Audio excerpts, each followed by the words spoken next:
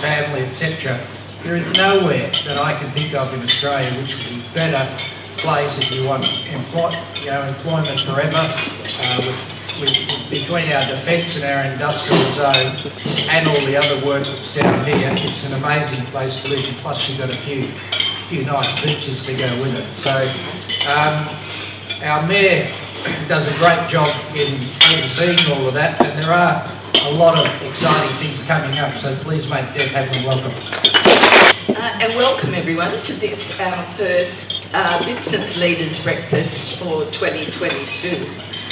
Throughout February, the city's Rediscover Rockingham tourism campaign continued to be in full swing. We utilised advertising across all the digital platforms, including Facebook, Instagram and YouTube, and we also had ads on the buses across all of Perth's northern suburbs.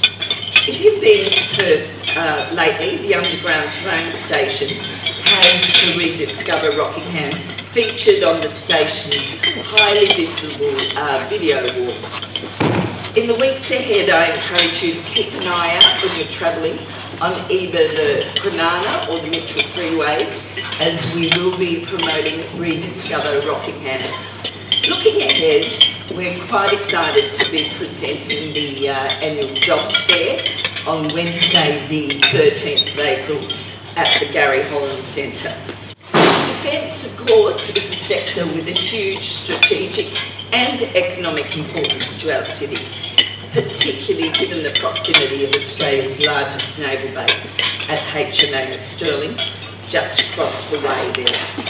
In the coming years, the base will be undergoing significant upgrades, and these works will provide local businesses with an opportunity to get involved with defence industry.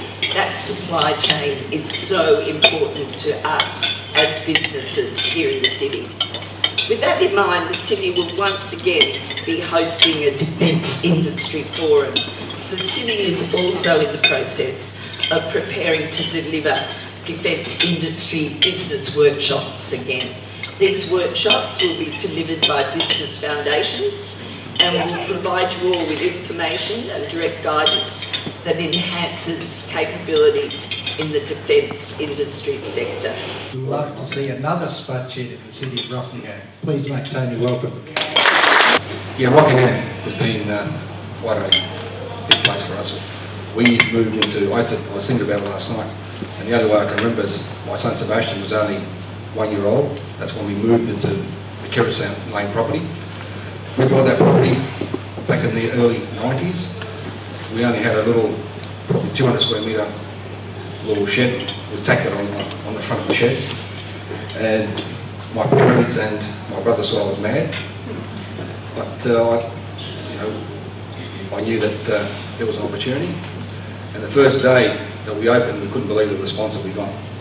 And I remember my son Frankie queued up in the line. He was only about 12 years old to buy a mango at the shop. So, yeah, it started from that day.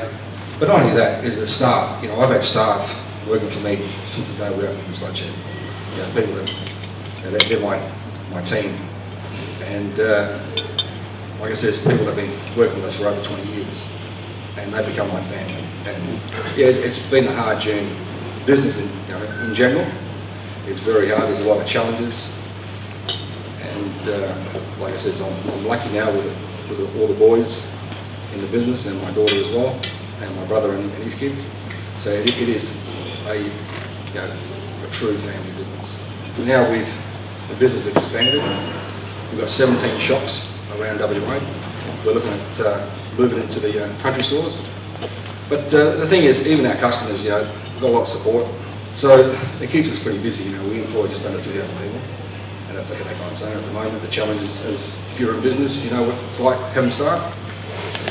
So it's great being in Rockingham with our station there and the people that we've known over the years. We've employed a lot of people, a lot of local people. But I remember the first day I went to school, I didn't even know there was an English language. That's how the families all kept so close that they never mixed with anybody. And that was, I'll never forget that day. And then from there, I started working, helping my mum and dad in the business. And virtually I was the oldest son. And when I was 8 or 9 years old, I was the interpreter. So when they went to the bank or anywhere else at the young age, I was their interpreter. And I was doing the accounts for my dad when I was about 10, 12. I remember I couldn't find most of them for his signature. back then. And at that young age, I took the pressure of running that small business. I used to juggle all the accounts, make sure that we had enough money in the account. But I was virtually running my business.